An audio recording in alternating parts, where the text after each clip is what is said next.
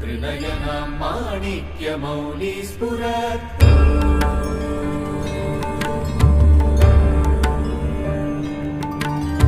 तारानायकशेखरां स्मितमुखीमापि नवक्षोरुहा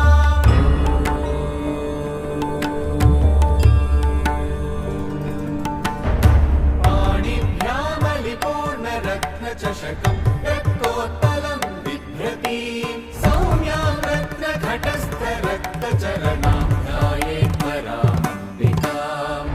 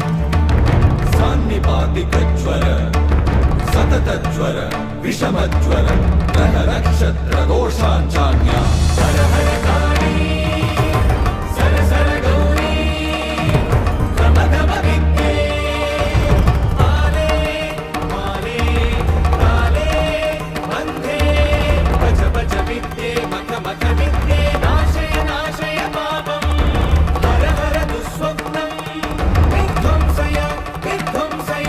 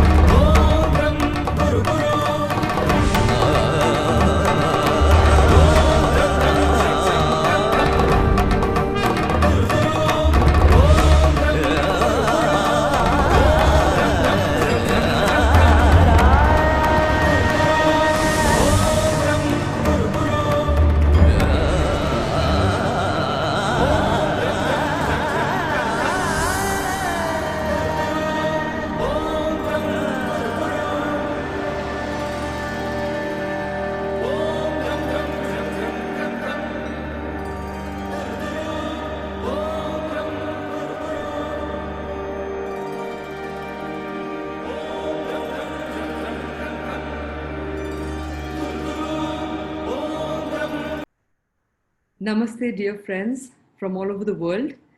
It's an absolute privilege to have with us Dr. Ravindra, who is going to be the third speaker of our program, the Global Festival of Yoga, Celebrating Wellness.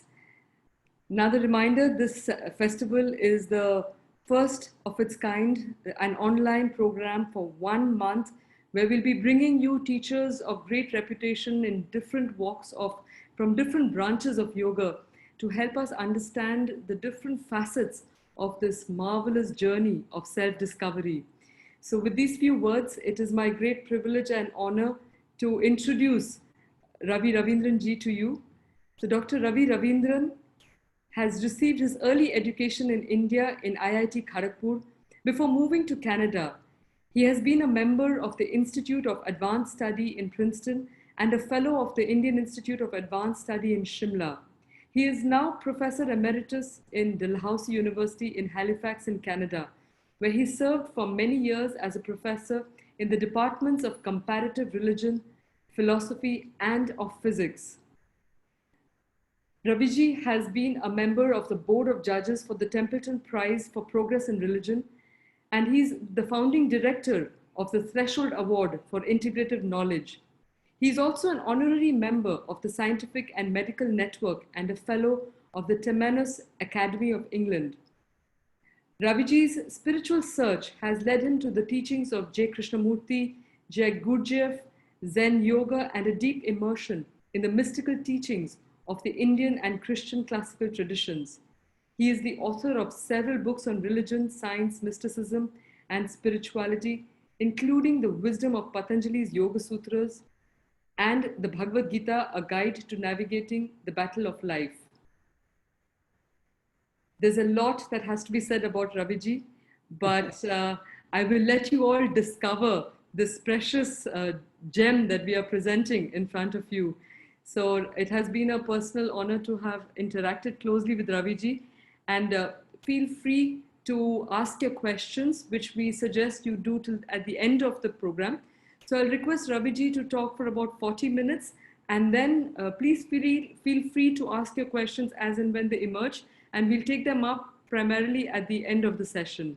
So with these few words, Raviji, thank you very much for gracing this occasion and giving us your blessings right at the very start. So we are looking forward to hearing your words on Buddhi Yoga, the heart of transformation. Thank you very much, Anuradha. Let me begin, first of all, by the invocation from our oldest Upanishad, Brihadaranyaka Upanishad. Many of you, especially in India, would know this. Asato ma sadgamaya, tamaso ma jyotirgamaya, mrityurma amritam gamaya. And the question naturally arises, how do I get from untruth to truth? Is it just simply a matter of my lying around, or is something required from my side to become receptive to this? One of the things that, at least in my understanding, if there is one single lesson of all the scriptures and the teachings of all the sages, one common lesson, it is this. As long as I remain the way I am, I cannot come to the truth or to the real or to God or whatever other label speaks to you. Simply that. You cannot come to that or the absolute as long as I remain the way I am. Because a radical transformation of the whole of my being is required.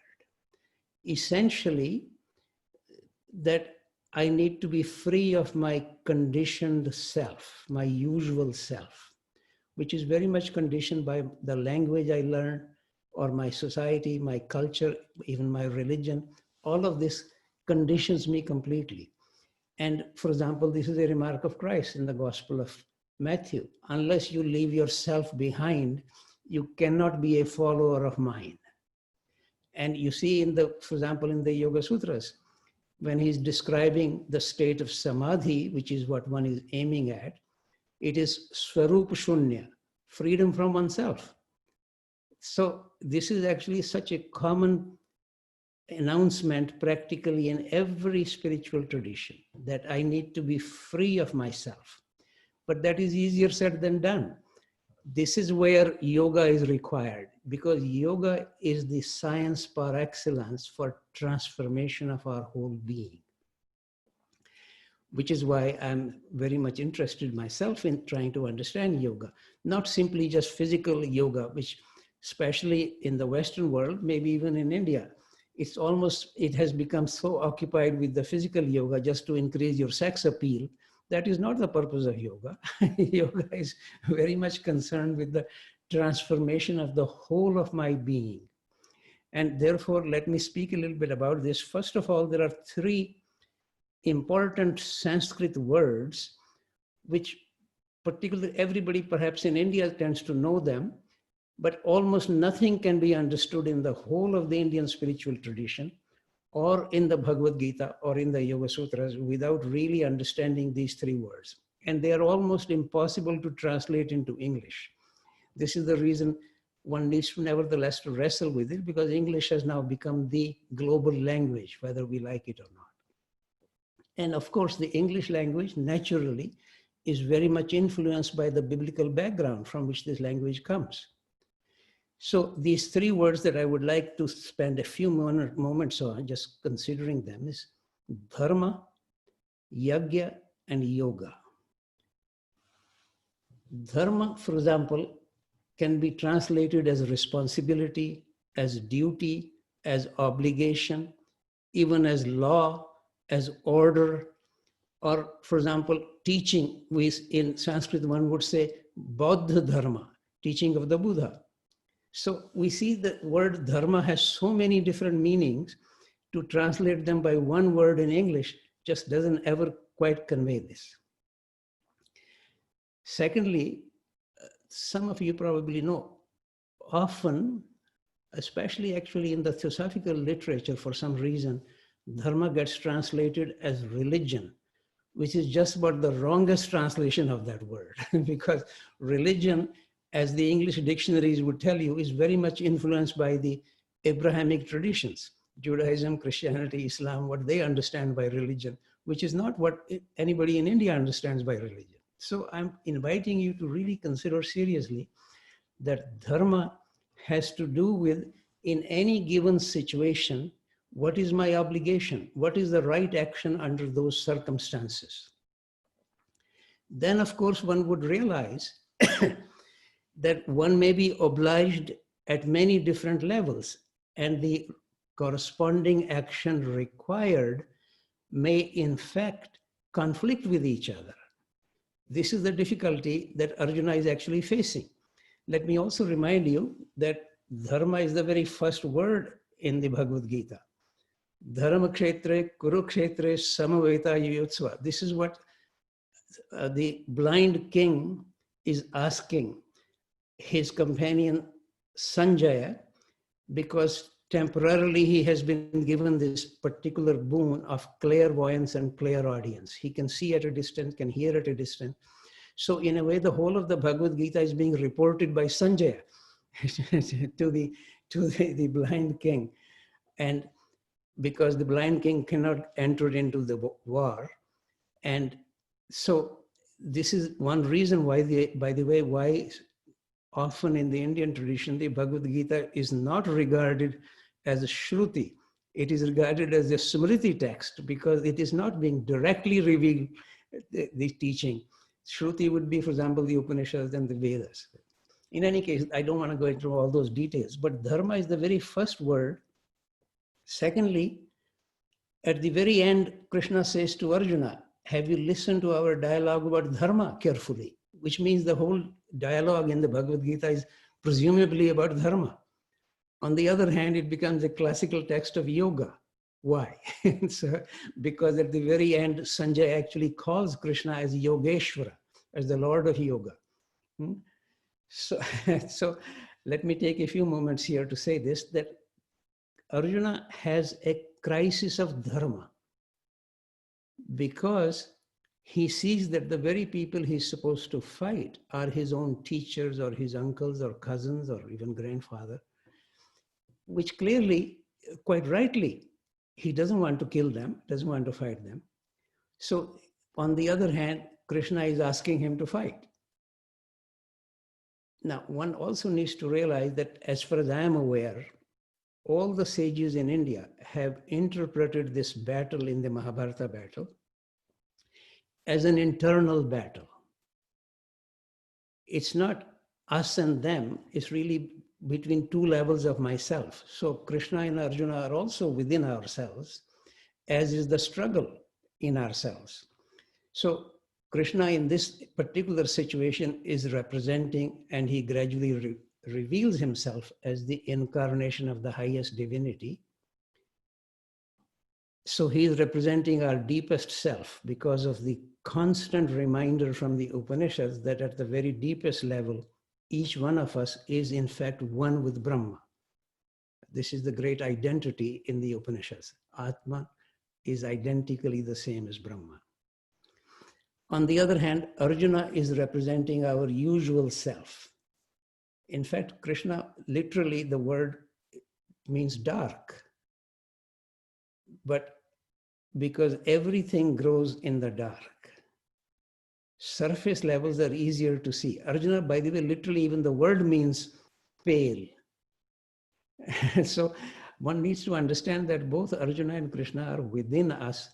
Is the whole Bhagavad Gita is a dialogue between our usual self, represented by Arjuna, and our very deepest self, which we may sometimes connect with. That's the call, represented by Krishna. In any case, so Arjuna has this crisis of dharma. In fact, he even says that dharma samud chetasa, that about that I am confused about dharma. And therefore he decides that even if they kill me, I will not fight. He puts down his bow and arrow. So this is where the dialogue, but he turns to Krishna, which is to say, he turns to his own deepest self to understand something.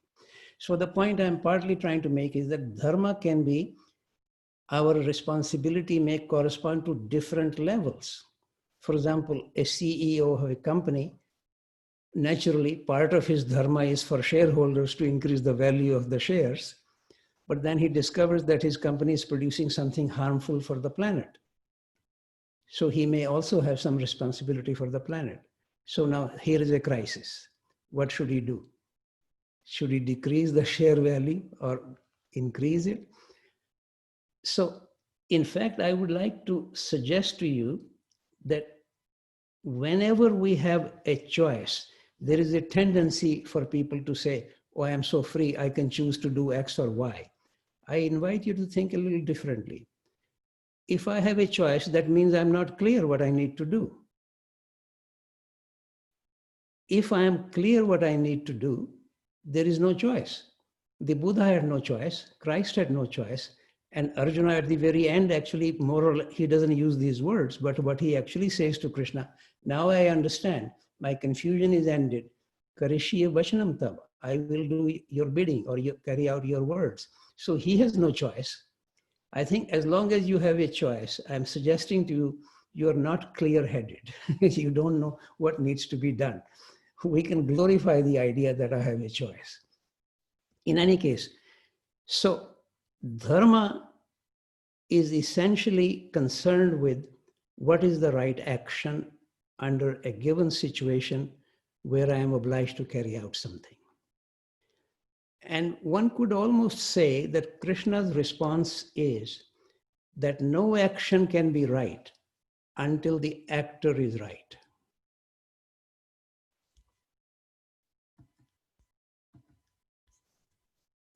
And therefore, what is important is for Arjuna or anybody to become the right actor. And in order to become the right actor, one needs to be transformed. And therefore, one needs to practice yoga. Yoga, as I said earlier, also is the science of transformation, a radical and par excellence science of transformation. But then another word that enters here, Krishna actually says that yoga cannot be practiced fully without yajna. In North India, we generally pronounce this as yajna, but in South India, I gather it's closer to yajna. But it doesn't matter, you can see what the word is.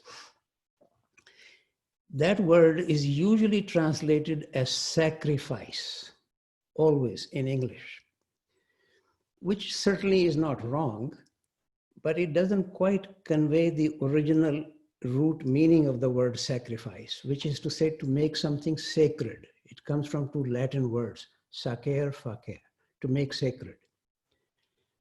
So in that true sense, yajna is very much to do with an offering to make something in me sacred. And it involves, therefore, not just my usual level of my being, but it also very much requires deeper level within me to be involved in it. In fact, yajna is actually so highly regarded in the whole of the Indian spiritual tradition. One of the great sages in the Rig Veda actually says, yajna bhuvanasya nabhi. Yajna is the very navel of the cosmos around which everything turns. And Krishna, even in the Bhagavad Gita, actually says, Sarvagatam Brahma Yajna Nityam Pratishtitam. Although Brahma is all pervading, but it is especially established on Yajna. So Yajna is the heart of the matter, and the suggestion from Krishna is that yoga, strictly speaking, cannot be practiced or accomplished, if you like, without involving yajna, sacrifice, but offering. Any sacred undertaking is yajna. But now what is interesting, all of this I'm gradually leading towards Buddhi Yoga. In a few moments, I will especially speak about it. What is very interesting, Krishna actually explicitly says, this is in the 4th chapter, if you're interested, that those who are of serious vows, their yajna is swadhyaya, self-study or self-inquiry or self-observation. Everything can be, every Sanskrit word can be translated in many different ways in English. So don't get too occupied with this translation or that translation. Whatever conveys something to you is fine. So Swadhyaya is recommended by Krishna for those who are serious, who have serious vows of practicing yajna. And this is very much related with some of the things I would be saying about the Buddhi Yoga. That's the reason I'm bringing. Now, the third word, yoga, is of course much more known to people, but it really, what is this program? The program or the purpose of practice of yoga is, in fact, to connect my usual self, to be a little free of it. That doesn't mean to be against it, but to be free of it so that I can discover my deeper and deeper self, which is said to be identically the same as the very highest reality, namely Brahma. This is the classical expression in all our ancient Upanishads. Atma is identically the same as Brahma. So then what is the right actor? As I just said, Krishna's response really is that no action can be right until the actor is right. But what is the right actor according to Krishna in the Bhagavad Gita? In general, the suggestion is that our body is mostly leading everything we do in the world. In fact, twice in the Bhagavad Gita, Krishna includes manas, which is the usual mind, among the senses. He just, because the body's requirement are shelter, food, sex, pleasure, more aggrandizement, more money, more wealth, more power. That is running the whole world. If you don't need to believe what I'm saying, just look around and look in your own life. These are the very factors which Mara tests Buddha for. Just to remind you very quickly that no sage or any prophet in the biblical tradition, where they tend to use the word prophet, no sage or prophet ever came to enlightenment or to God or to whatever other expression we wish to use without being tested by the devil or by Mara. And what is the test? Test is always to do with bodily requirements and needs. Just quickly to remind you, most of you probably know all this. Mara tests Buddha. First of all, he sends his own daughters to seduce him. That doesn't work. Then he says, I'll turn this mountain into a mountain of gold. See, that doesn't work. Then he says, I'll give you sovereignty over the whole world. That doesn't work. Then the opposite of temptation is fear. So he sends his armies to try to kill him. What is important for us to, the reason I'm mentioning all this is it is completely, if you're not aware of your complete self, you don't realize that Mara is also part and parcel of ourselves. In fact, this is what the Buddha said before his enlightenment. Mara, you are a part of myself. Or Christ was also tempted by the devil. What does Christ say to him? Get thee behind me, Satan. They don't disappear, they don't go away. That is also part of me. What we tend, these modern days, I guess people would like to use the language, our shadow side, rather than the devil side. Otherwise, this is a remark of great Sufi sage Rumi. If you have not yet seen the devil, go look in the mirror. Nobody is free of competitiveness, of jealousy, of resentment, wanting more wealth, more pleasure, more power. One can find these things in oneself and find their proper place. To be free of our usual self doesn't mean to be against our usual self. My usual self is the very instrument that the particle of Krishna has taken on, my body and mind, in order for that particle to evolve, to return to the fullness of Krishna. So there is no need to be against the instrument, but it needs to find its proper place. So let me return, nevertheless, what is the right actor? So usually the wrong actor, as most of us are being driven by the body or the senses controlling manas, usual ordinary mind, and then that manas occasionally interferes with buddhi. Buddhi can be something like the higher mind or Buddha mind, as contrasted with the monkey mind, or buddhi can sometimes be translated as just integrated intelligence or awareness. It has the same root as the word Buddha. So it's good to keep this in mind. But the suggestion is then the manas occasionally wants to interfere even with the buddhi. And then when the buddhi is destroyed, then actually a very strong expression of Krishna, buddhi nashat pranashyati. If the buddhi is destroyed, everything is destroyed. Nothing remains. So that's the wrong actor. Coming from, if you like, from below, from lower and lower levels of consciousness, the body trying to control the ordinary mind, and the ordinary mind wanting to interfere with whatever may possibly be heard in whispers coming from the higher mind. The right actor, according to Krishna in the Bhagavad Gita, is where the buddhi is awakened, which is to say higher mind. Sometimes other expression gets used. For example, my impression is that Krishnamurti would say intelligence beyond thought. There are different expressions used by different sages, but Krishna uses the word buddhi repeatedly. So buddhi can be aware of something above itself. In fact, he doesn't even label it, he simply calls it dehin, that the element of spiritual divinity that has taken on this body has, that is dehin, embodied element of spirituality. So the buddhi can be aware of something which is coming from the spirit world, and then it can control or discipline manas, which can then discipline the body. That's the right actor, according to Krishna. So the whole purpose of yoga is to convert us from the wrong actor to the right actor. But another remark here, which may be relevant to quickly to mention, buddhi is still personal. My buddhi is different from your buddhi. But dehin, what has taken on my body, that spirit, is not personal.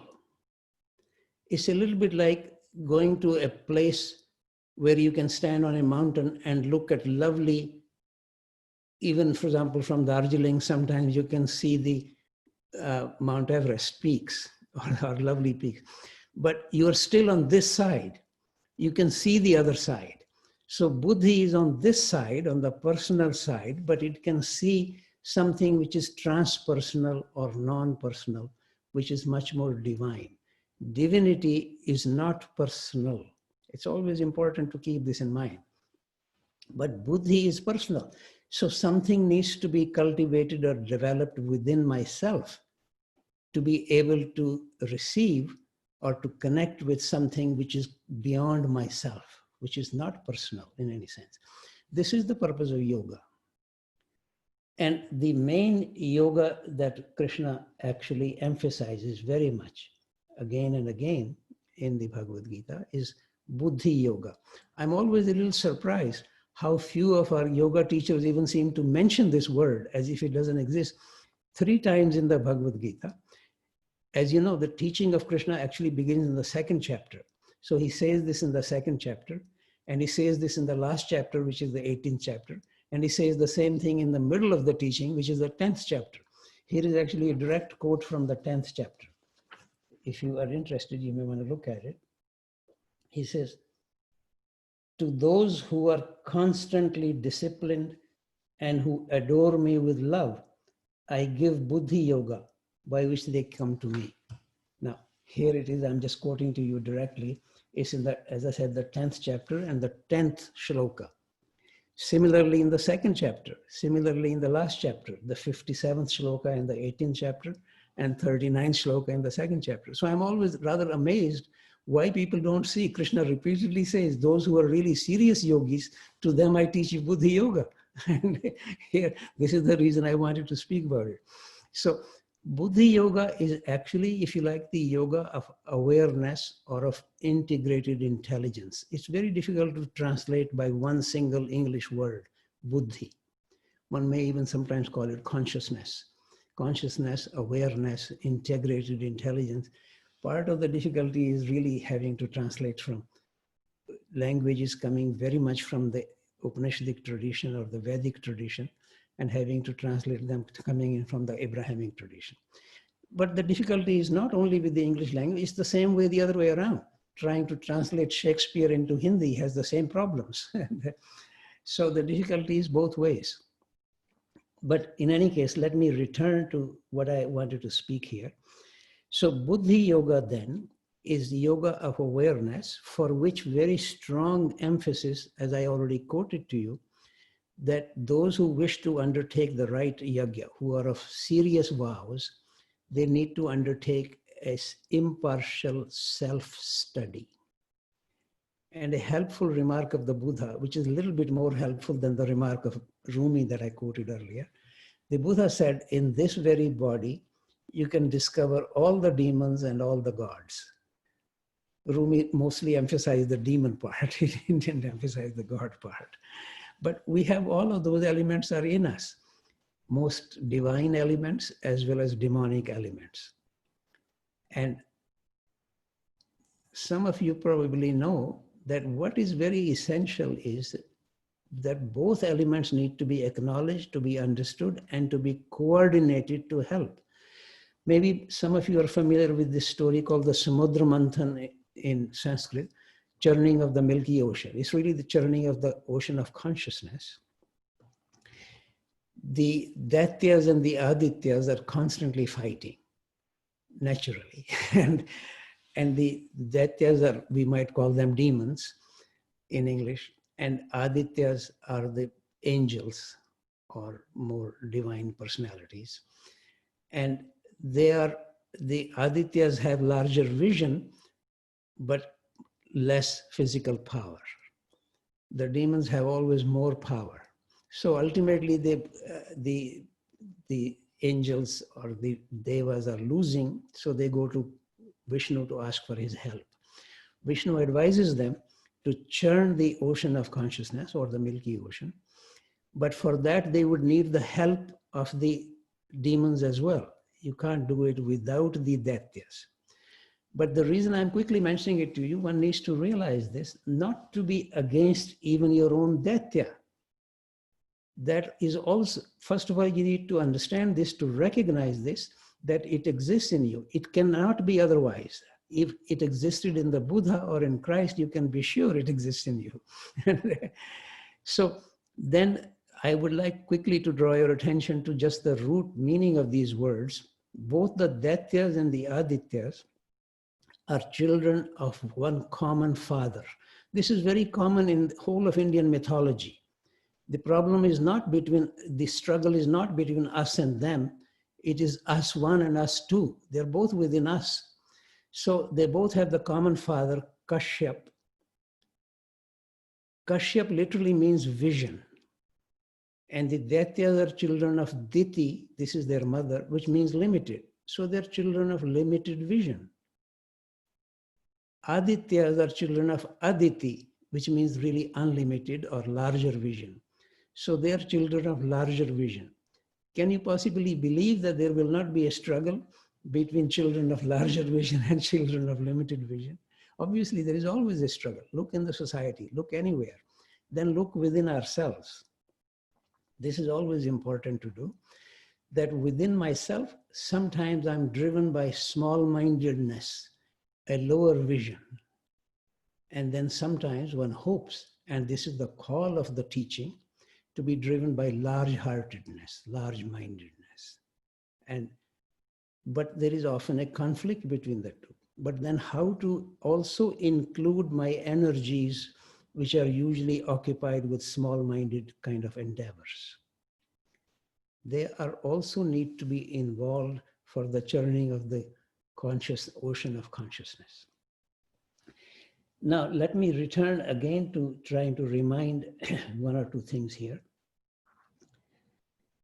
That various yogas that get specifically mentioned, such as Karma Yoga or Jnana Yoga, Dhyana Yoga, Bhakti Yoga, these are all, strictly speaking, really their various subtle aspects arise from a deep-rooted understanding of Buddhi Yoga.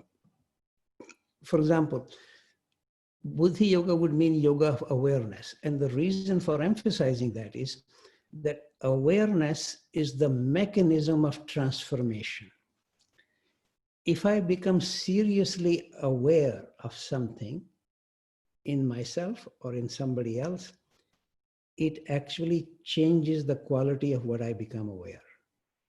You can practice this. If you become aware, for example, that I have jealousy or greed, seriously to watch this, not making excuses or today I was tired or whatever.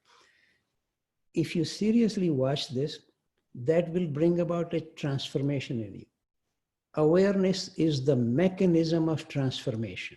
In fact, if you know any other mechanism, I'll be happy to learn.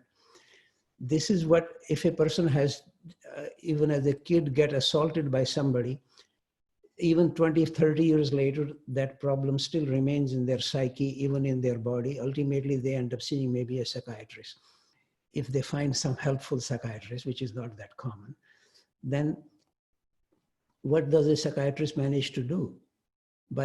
Perhaps by some medicine or some making them feel comfortable or easy, is able to assist them to see what took place. Because amnesia is also a mechanism of living. So if something has distraught me or very much has made me very confused, it's necessary or tendency is to forget about it. So one may not even remember what took place, but one is still stuck with it in the psyche and in the body.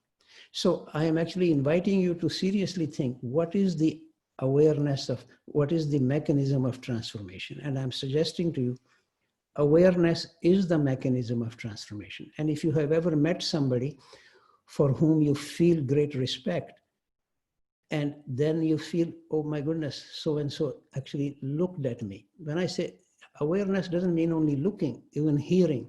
They heard me, they saw me, as if that brings about a slight shift in myself.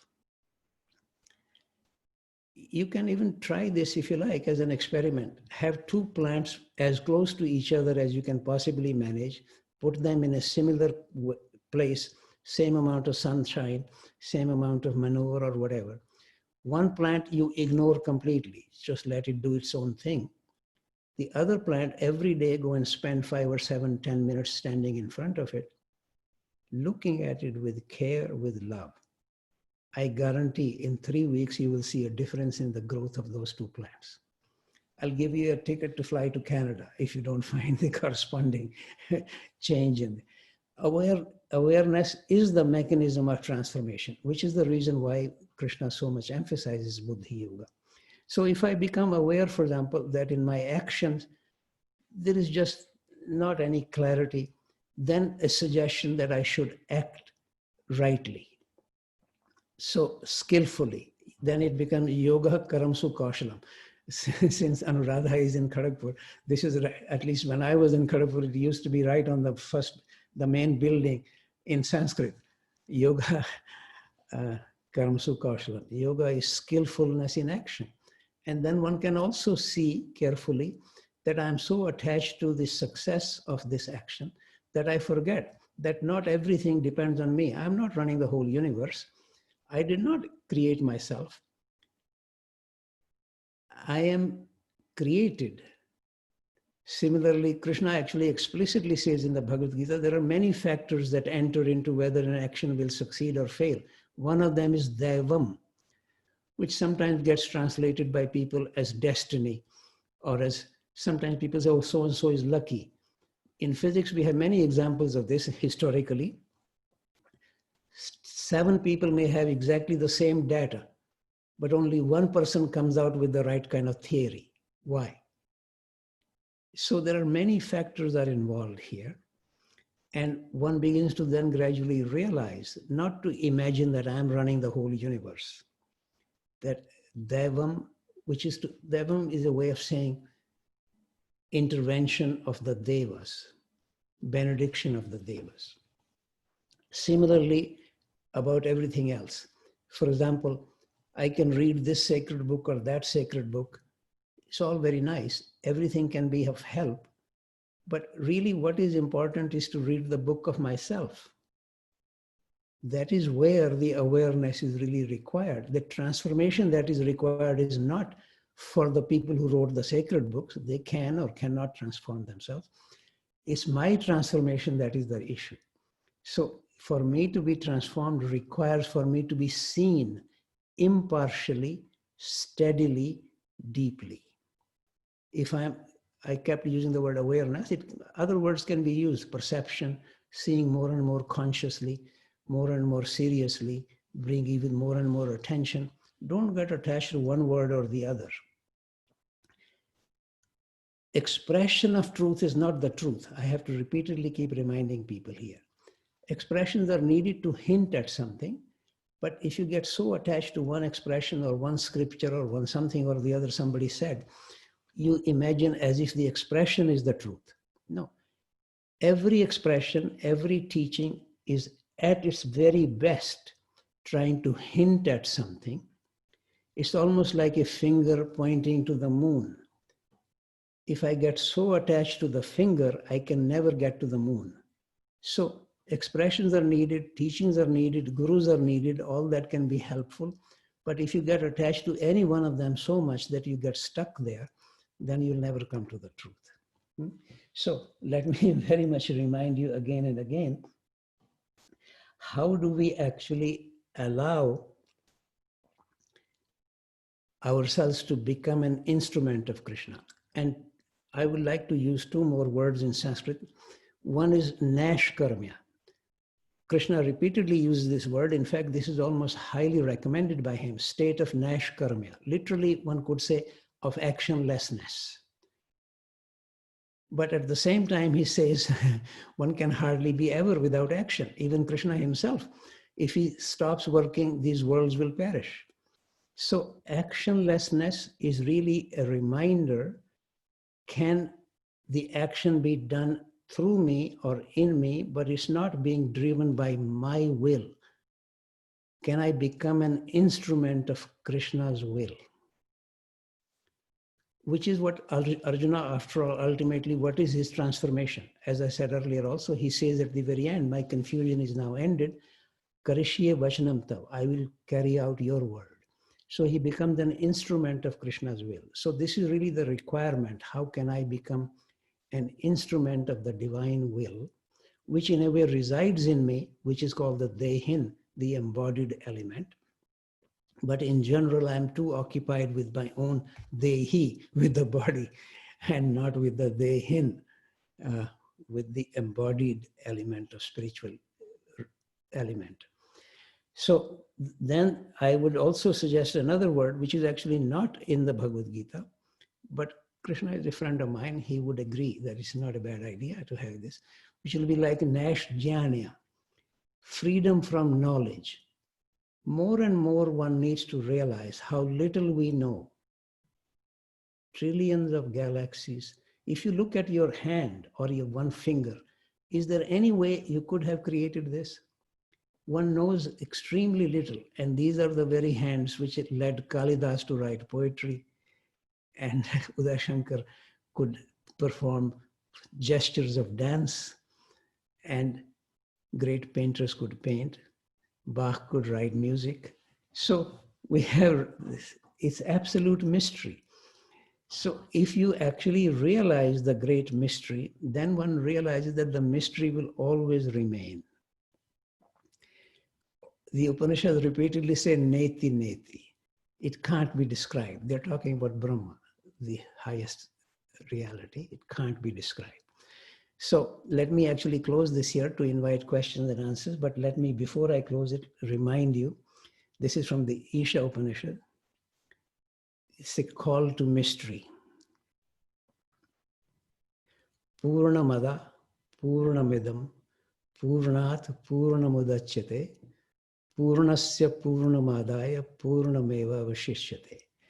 Difficult to translate the word Purna. You could say wholeness or plenitude. Fullness is here, it's there, it's everywhere. And if you take fullness out of fullness, what remains is fullness. Now here is a mystery. So thank you very much.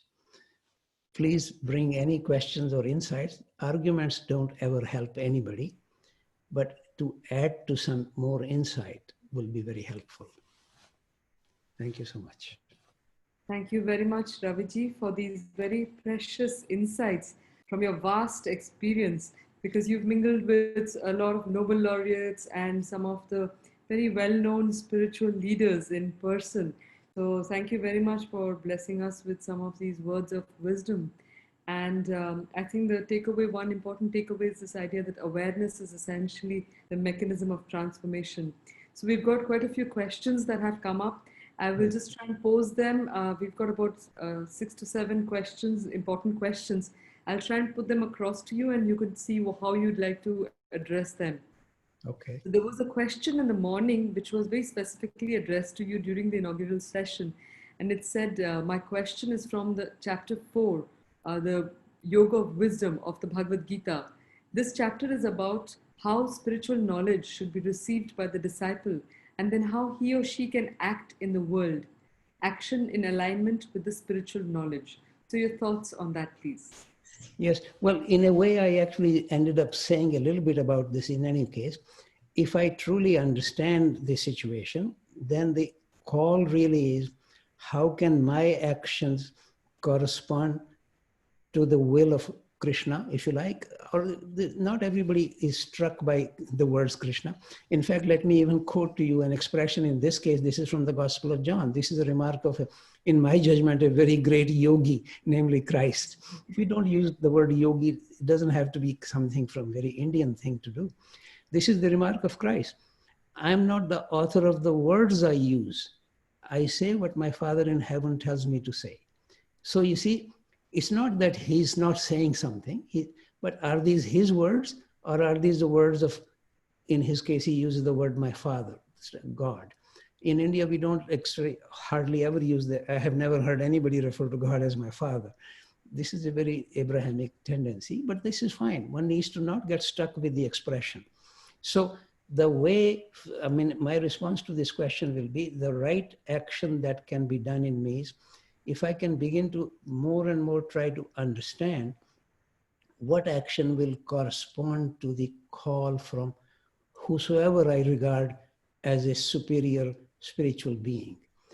Krishna may be too high for most of us. It may sometimes we are struck by one person we met, who we may consider a teacher, or not necessarily a teacher, even an elder, somebody who is slightly ahead of us. This is fine. Then that can assist us to understand what will be the right sort of action. Right action essentially means not to be completely self-occupied or self-centered. Can it be of some concern of somebody else? Higher spirit. Thank you. Thank you very much, Raviji. There was another question. It was on the lines of the fact that you said that the right actor, according to Lord Krishna, is one who has the Buddhi awakened. Can a deep feeling of sorrow, pain, guilt, anger lead to this awakening as well? Yes, actually, there is always the question, is my suffering and sorrow or feeling of sorrow arising mostly by my own self-occupation? Or, for example, the Buddha, it is said that he would often feel a great sadness seeing the suffering of humanity. So, not to recognize that there is suffering, many people are suffering, and that naturally arouses in any person a slight feeling of compassion. But one should also realize here that compassion or love is not something one can imagine that I can just be compassionate. It is actually something that arises from the quality of one's being. For example, if we were to say that the Buddha was enlightened but was not compassionate, it will be an oxymoron. Compassion oozes out of his being. In fact, one of the things which I was always very struck by a remark of Krishnamurti, he used to say that a rose does not decide to smell like a rose.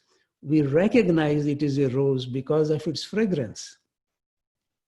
So compassion, love, care for others is not something you decide to do, but remaining the way you are. No, it needs to ooze out of us from the quality of our being. Thank you.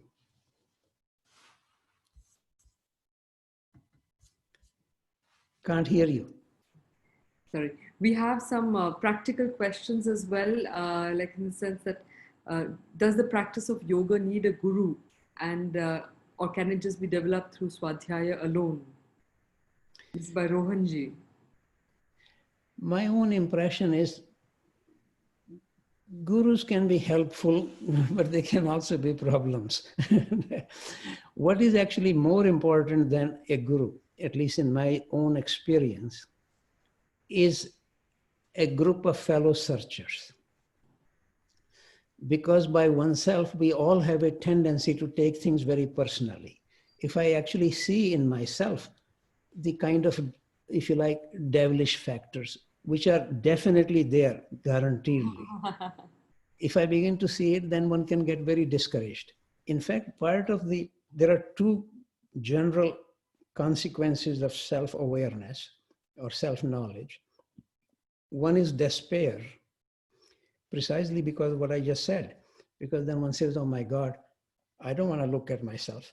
All this is, because I take it personally, not realizing that deeper down I go in myself, self-knowledge actually becomes the knowledge of the human condition. It's not only true only for me. If it was true for the Buddha, sure as hell it is true for everybody. So one needs to actually understand. That is easier to come to that understanding if you can exchange seriously, openly with a few fellow searchers who are not trying to just impress each other, who can honestly share what they actually see. So this is one danger, is despair, which can be assisted by fellow searchers. The other danger is fantasy. Oh, I am loved by God, so I can go and become a jihadi and go kill everybody who doesn't believe in God or in this particular teaching. Now, that fantasy can also be a little bit assisted by other fellow searchers. They're not going to let you get away with it, imagining you are special, because everybody wants to be special. So more than a guru, in my judgment, what is actually more helpful is, even if there are just 2 or 3 other fellow searchers. So wherever you are, maybe you can look for them, or if necessary, even put an ad in the paper. I don't know how do you find some fellow searchers, but I recommend that. But of course, Don't be against gurus. There are wise teachers. I was personally delighted, honored, blessed to have met people like J. Krishnamurti or Madame de Salzman. Now, do I call them gurus? I don't think they are very happy to be called gurus themselves anyway, but they were great help to me. Yeah. Thank you. Yeah. Thank you, Raviji. There was another one about the fact that most of us and all those around us are wrong actors. How does one balance social life till one becomes a right actor? And also a little related question probably is that is buddhi or awareness personal? And isn't what is seen personal and that which is what sees impersonal? So how do you clarify that? Yes. Well, as I just said, if you, for example, go to a place from where you can see a high mountain, you can see the high mountain, but you're not at the high mountain. You're still on this side. So it's buddhi has the ability to see the other side, but it is still on this side. By this side, I mean, it is still mine or me, personal in that sense, but it can see something which is more transpersonal, which is, after all, the very meaning of what do we mean by something which is divine? Divine is not occupied by me personally or owned by me. And on the other hand, if I write something or I say something, that is coming out from me personally, depending on my language, my expression, etc. So, but how to become more and more aware of something which is not just arising from my self-gain or self-improvement even, is largely what we forget, that whatever we mean by spiritual understanding, it first of all touches our heart more than the head. In fact, if I can invite you to consider, this is the fundamental assertion of all spiritual teaching, that there are levels of reality subtler than the mind. In fact, this is almost the meaning of the word spiritual. But the spiritual realm is very large. For example, in the Bible, there are 9 orders of angels. They're all spiritual, but at different levels. Similarly, in India, we have all kinds of devas. All devas are not at the same levels. There are Gandharvas, all kinds of other labels are there in the tradition. So spiritual level is very large, but in order for me to receive anything from the spiritual level, first of all, my ordinary mind needs to be quietened. This is a fundamental requirement in any serious teaching. Anybody reading the Yoga Sutras would read, this is the 2nd sutra in the 1st chapter of the Yoga Sutra. Yoga chitta vritti nirodha. Yoga is stopping all the movements of the mind.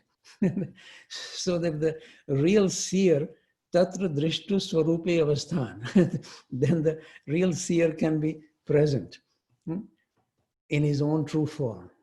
So that, what I'm saying on the other hand, is that seeing or hearing initially comes from feeling rather than from the mind.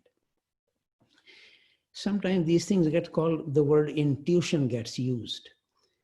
And even some of the very great writers or actually great scientists would even say that. Let me quote to you a remark of Pascal, hardly a negligible scientist. We measure pressure, so many pascals. This is what he said: heart has reasons that reason does not know. So we hear whispers, or I should more say we feel whispers. So not to dismiss them, and then gradually one can begin to be more and more aware of what is being conveyed. So to see my own divided nature, I'm called by this side as well as that side, and gradually to see how can my body and mind, not to become against even the so-called ego. In fact, my great teacher, Madame de Salzman, said something which has been very helpful to me personally. Ego is a good servant, but a bad master.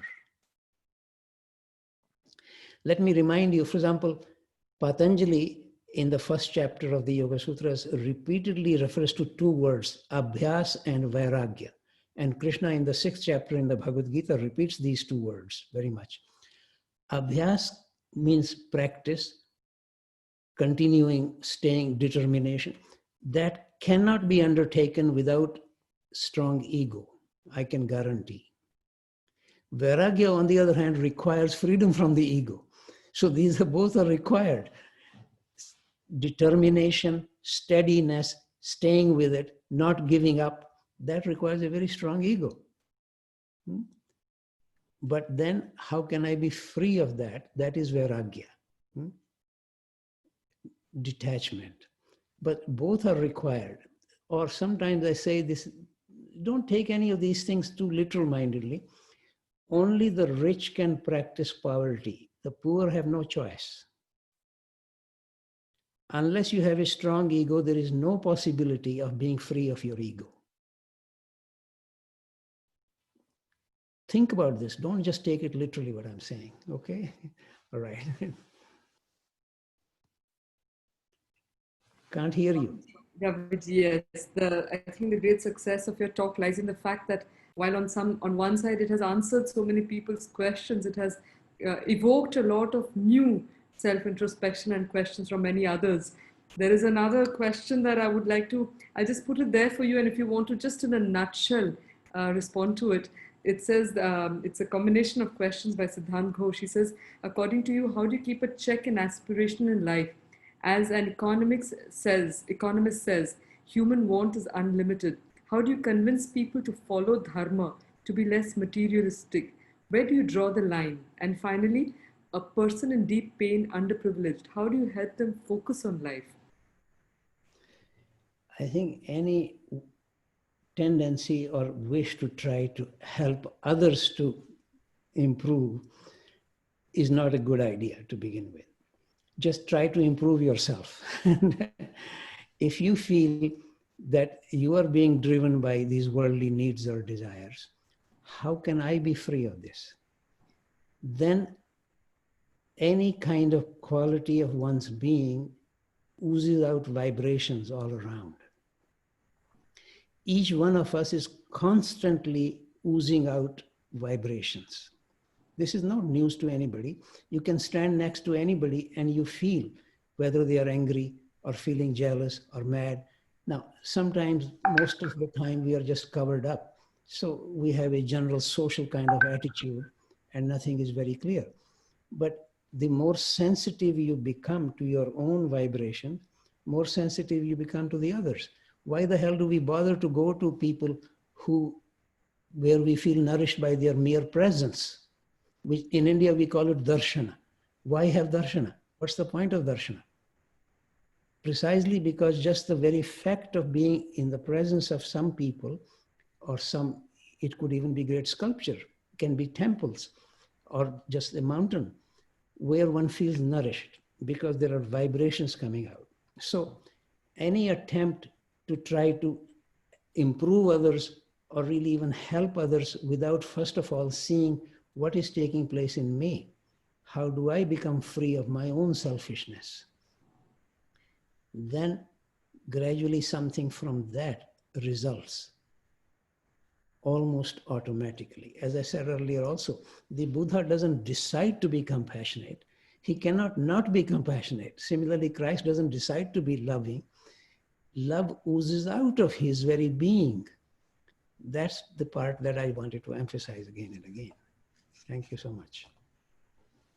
Thank you very much, Raviji. I mean, we could listen to you the whole night, but it's very, very unfortunate that we will have to stop here. And but I'm sure that those who've had these questions, and if they want to reach out to you, they can definitely do so. And with the time that you have, you will, I'm sure, grace them. And Raviji has several books. Please get those books. He has several talks on YouTube. Please listen to them, because I think you will get a lot of answers to many of the questions that you have been asking. So with these words, Raviji, again, our humble pranams and gratitude to you for giving us this time and enlightening our audience with some very valuable tips that you have found on your personal journey. You'd like to say something, Raviji? Maybe I'll just like to mention that on my website, which is simply www.ravindra.ca for Canada, not .com. There are many articles there which people can read if they wish, and many video or audio conferences. People often interview me for something or the other, so they can actually hear it. They don't have to pay anything for that. They can just watch it, listen to this. Okay? So thank you very much. So with these words, I'd just like to mention that we've had almost close to 200 viewers just on this and many others on Facebook and YouTube. So we invite our participants to keep listening to our very eminent speakers like Raviji. And we will tomorrow's sessions, please stay with the program, because tomorrow we have a very good lineup of another set of speakers. We have in the morning, we have Shri Subba Vaidyanathan ji, who will be speaking on the spirit of yoga. And then we have Kuldeep Kushwaha ji, who will take us through a practice. And then Shraddhalu Ranade ji, who will be speaking to us on integral well-being.